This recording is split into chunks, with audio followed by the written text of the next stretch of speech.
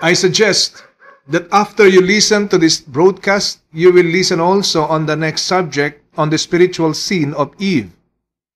For you to have a wider understanding on this subject, let us carefully explore on the literal sin of Eve. In our discussion of the spiritual sin of Eve, the following seemingly contradictory verses were not reconciled. In Psalm 51 verse 5, I quote, "Behold, I was shapen in iniquity, and in sin did my mother conceive me." In this verse, very explicit, sin is inherited. Question: if sin is inherited, why do we read its non-transferability in the following?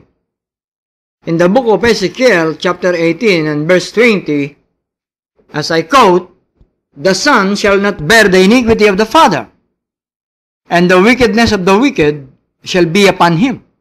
The book of Deuteronomy in 24 verse 16, "The fathers shall not be put to death for the children, neither shall the children be put to death for the fathers. Every man shall be put to death for his own sin." This ambiguity in the Word of God is resolved in the literal aspect of the sin of Eve, which is the focal point of our discussion. With the clarification of the literal sin of Eve, the non-transferability of sin can then be figured out where this truth is applicable after birth. Can you give one of the most important revelations of God regarding His words in the Holy Bible, now that we are discussing the literal sin of Eve? Bible believers have not realized this truth, that the letter of the word does not necessarily indicate physical or actual events except by divine revelation. Example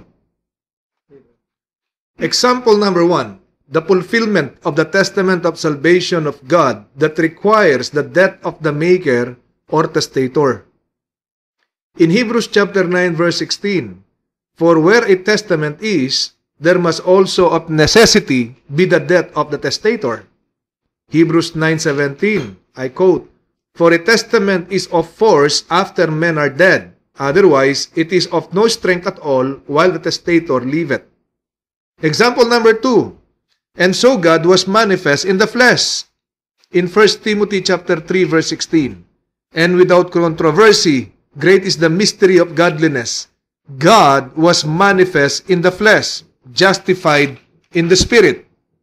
And example number 3, the physical resurrection of Jesus Christ, where He allowed the two Marys touch His feet and worship Him. We can find that in Matthew 28 verse 9. I quote, "And as they went to tell His disciples, behold, Jesus met them, saying, All hail! And they came and held Him by the feet and worshiped Him." Question: then, what is the primary purpose of God in giving His words to the respective languages or dialects of people reading it? Primarily, the letter of the word only serves as basis for the intended message of God, and this is by divine revelation. This sensitive topic will be taken up in our discussion in YouTube. I want to know what kind of relationship God has with His chosen in His eternal kingdom. My friend, this relationship is revealed to Isaiah and Jeremiah as husband and wife. In Isaiah chapter 54 verse 5, I read, "For thy maker is thine husband, the Lord of hosts." And in Jeremiah chapter 3 verse 14, I quote, "Turn, O backsliding children, saith the Lord, for I am married unto you." It is written, Satan is always jealous of God. How can he mimic or imitate this relationship? As everybody knows, God created Lucifer, the greatest of all angels. Turning himself as Satan, he was given some powers. We still remember how he turned the rods of the wise men of Pharaoh into serpents, although inferior to the rod of Aaron, becoming a serpent. That is in Exodus chapter 7, 10 to 12. How did Satan manifest his jealousy over God's relationship with his chosen? Since Satan cannot counterfeit God's spiritual relationship with his chosen as husband and wife, he passed through the literal door, so to speak. How did Satan imitate God's relationship with his chosen? With limited power, Satan turned himself into a man. This is what we read in the book of Ezekiel, in Ezekiel 28 verse 2. Thus saith the Lord God, because thine heart is lifted up, and thou hast said, I am a God, I sit in the seat of God, in the midst of the seas. Yet thou art a man, and not God, though thou set thine heart as the heart of God. Ezekiel 28 verse 13, Thou hast been in Eden, the garden of God. Every precious stone was thy covering. Why did God allow this to happen? Let us remember only the deserving will be with God in His eternal kingdom. And so, Satan may be compared to a scaffolding of a wise builder in constructing a perfect edifice.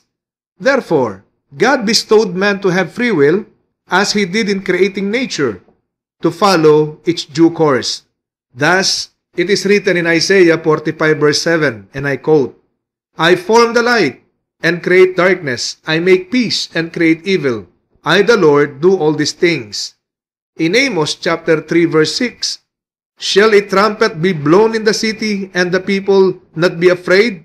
Shall there be evil in a city, and the Lord hath not done it? What I want to discuss is God's great revelation regarding the nature of man. All right.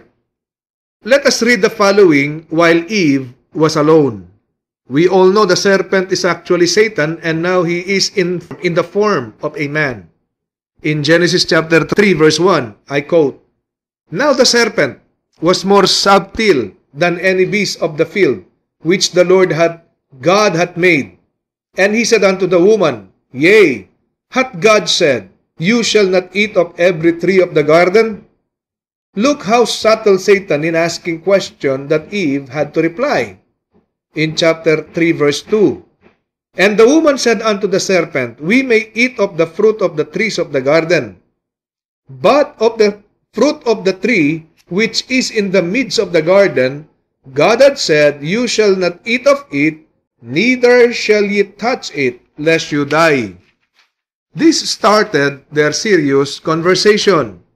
In Genesis chapter 3 verse 4, and I quote, And the serpent said unto the woman, You shall not surely die. Verse 5, For God do know that in the day you eat thereof, then your eyes shall be opened, and you shall be as gods, knowing good and evil. Verse 6, And when the woman saw that the tree was good for food, and that it was pleasant to the eyes, and a tree to be desired to make one wise, she took of the fruit thereof, and did eat, and gave also unto her husband with her, and he did eat.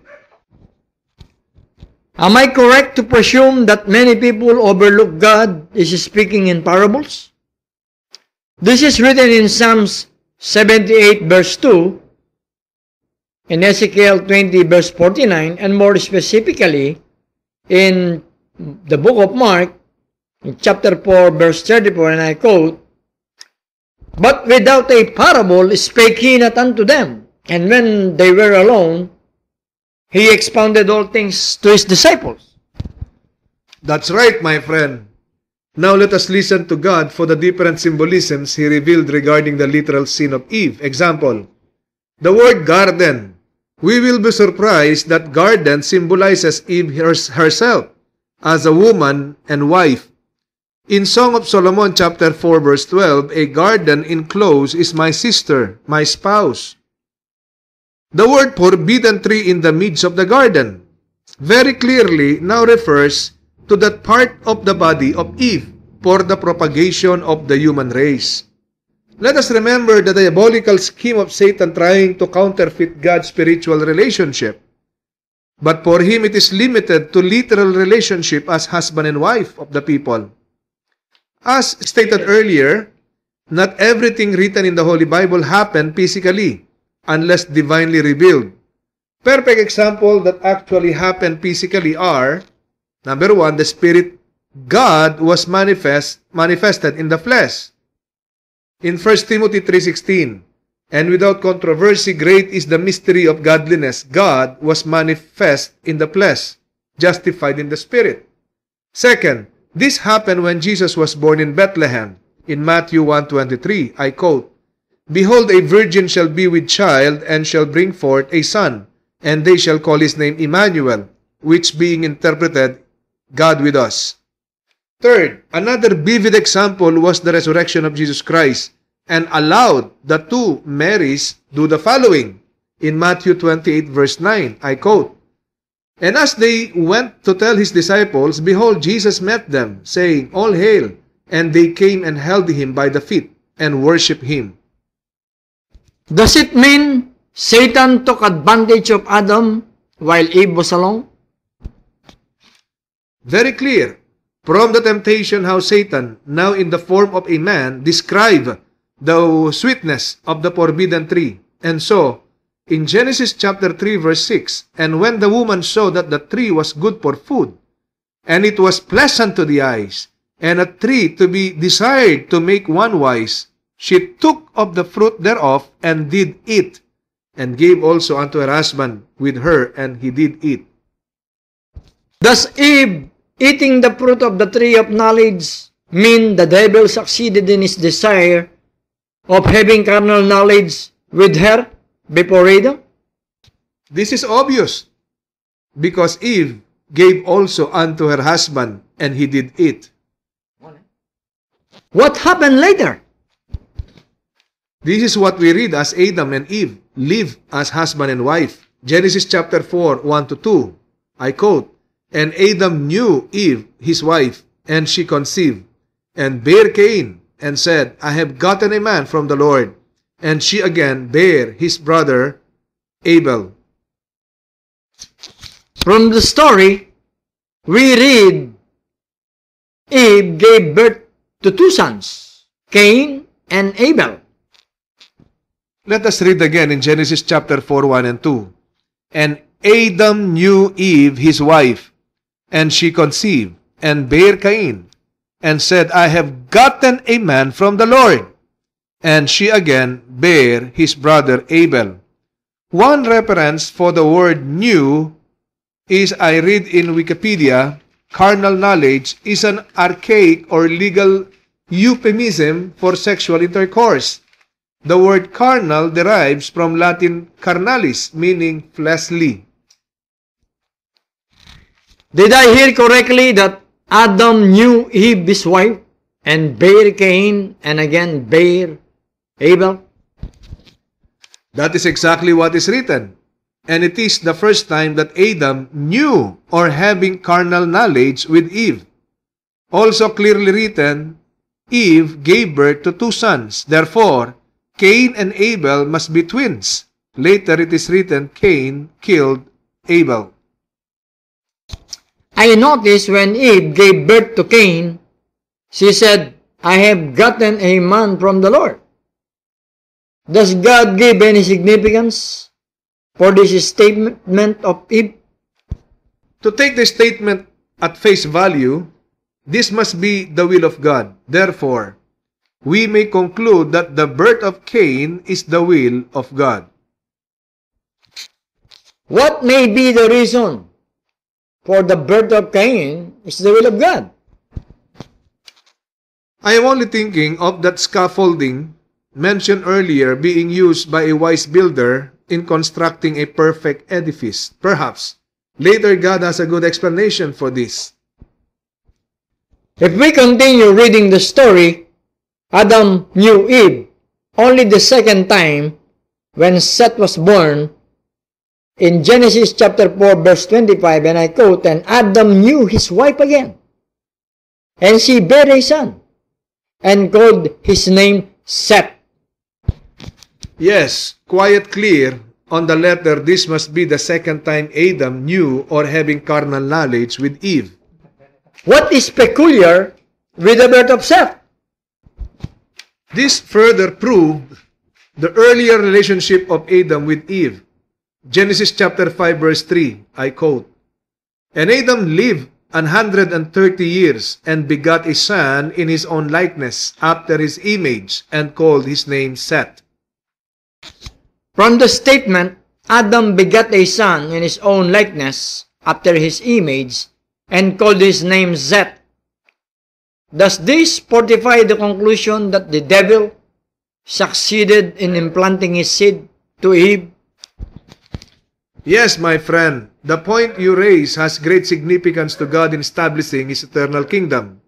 God allowed Satan to have carnal knowledge with Eve, and this is scientifically proven under superfetation defined in Wikipedia. The fertilization of a second ovum after the onset of pregnancy, resulting in the simultaneous development of two fetuses of different degrees of maturity.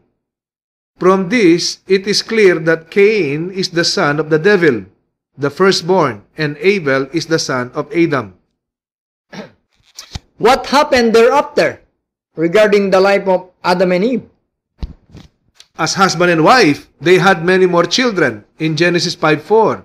And the days of Adam after he had begotten Seth were 800 years, and he begot sons and daughters.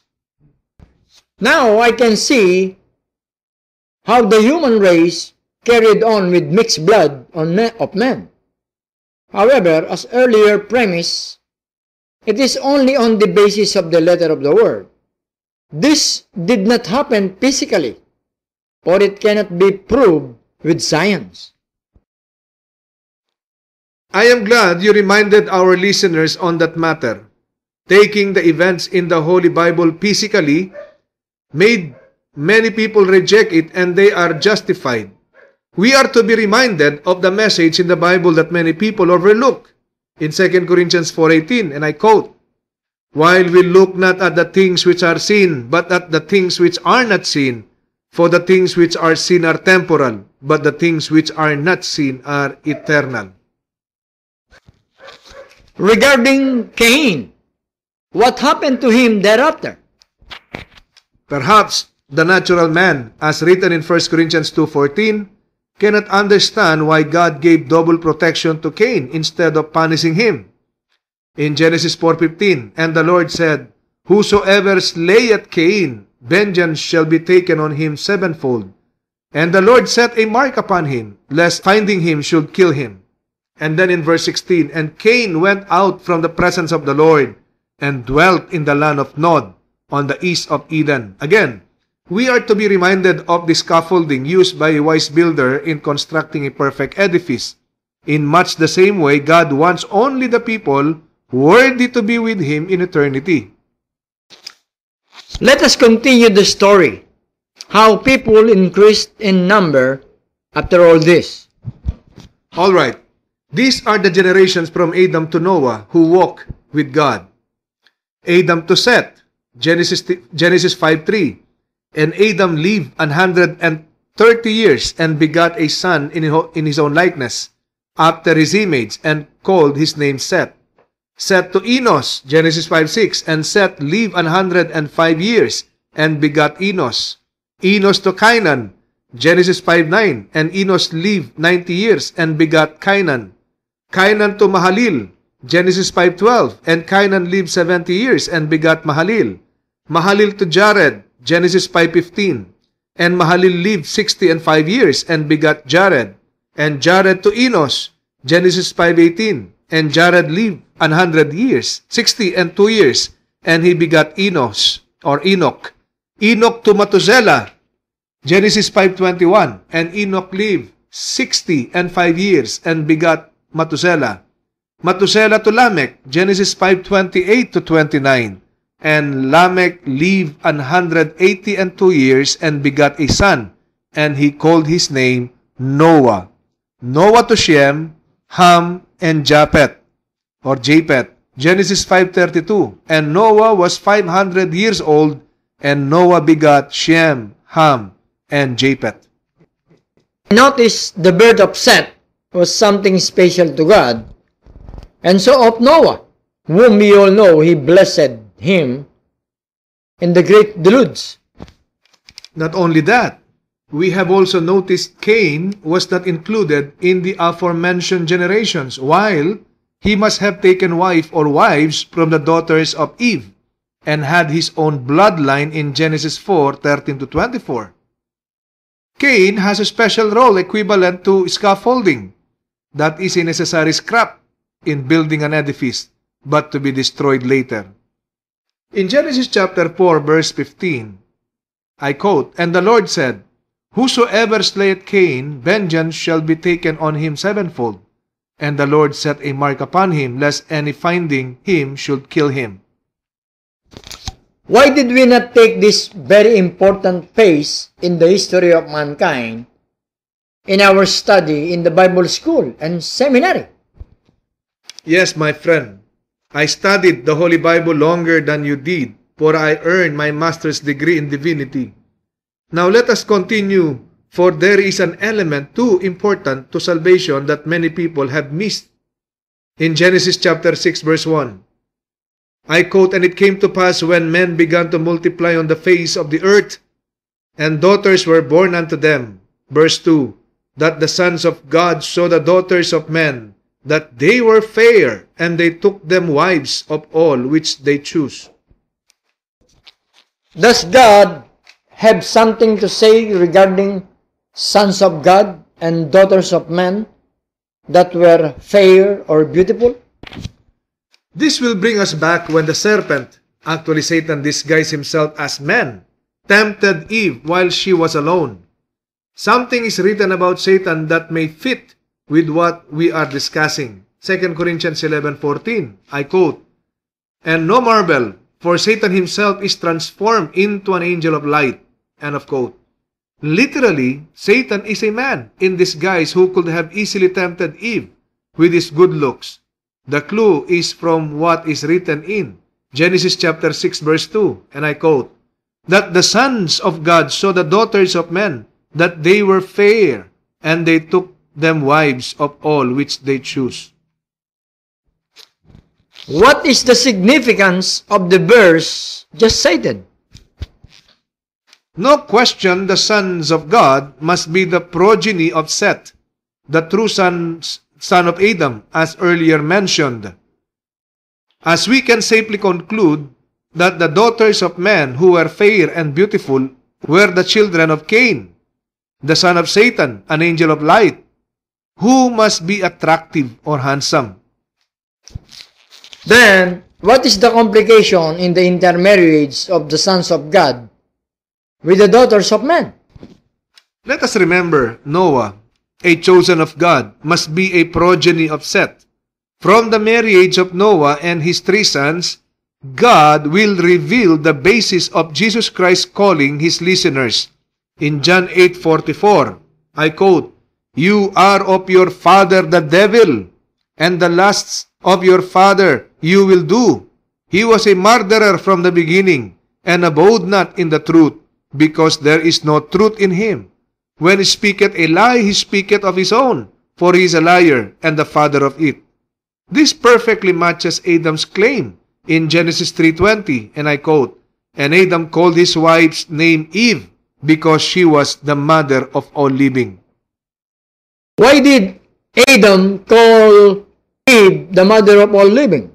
Does not life come from the sperm of the husband and not from the ovum of the wife? Yes, my friend, but God revealed that sin originated from Eve, who represents mankind. Let us continue the story of Noah.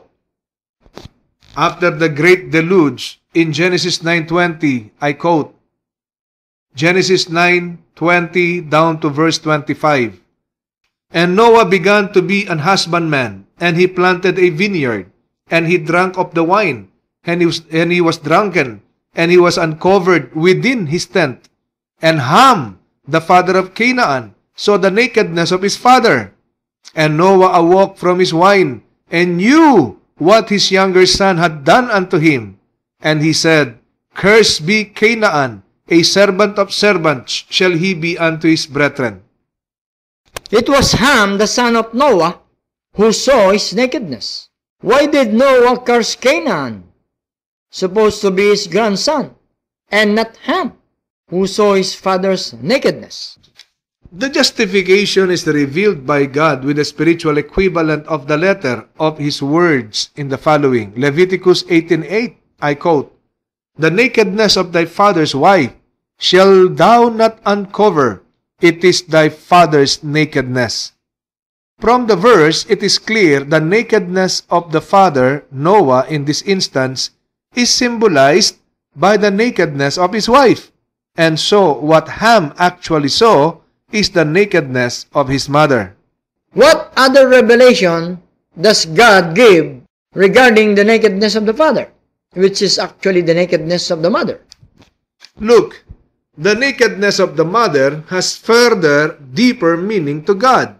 Leviticus 20 verse 11, I quote, "And the man that lieth with his father's wife hath uncovered his father's nakedness." Deuteronomy 22 verse 30, "A man shall not take his father's wife, nor discover his father's skirt." My friend, from the revelation of God, Ham actually cohabitated with his mother. Yes, and that is the clue that Mrs. Noah, the mother of Ham, cannot be a descendant of Seth, but of Cain, the son of the devil. Taking the letter of the word, what Noah did was to curse Canaan, the fruit of a diabolical union between an evil woman and a wicked man. How can we say now that mankind is tainted with the blood of Cain? The result is very clear now that all people came from the three sons of Noah. Genesis chapter 6 verse 10. I quote, "And Noah begat three sons, Shem, Ham, and Japheth." And then in chapter 9 verse 19, "These are the three sons of Noah, and of them was the whole earth overspread." What does God want to convey from this great revelation in taking the letter of the word?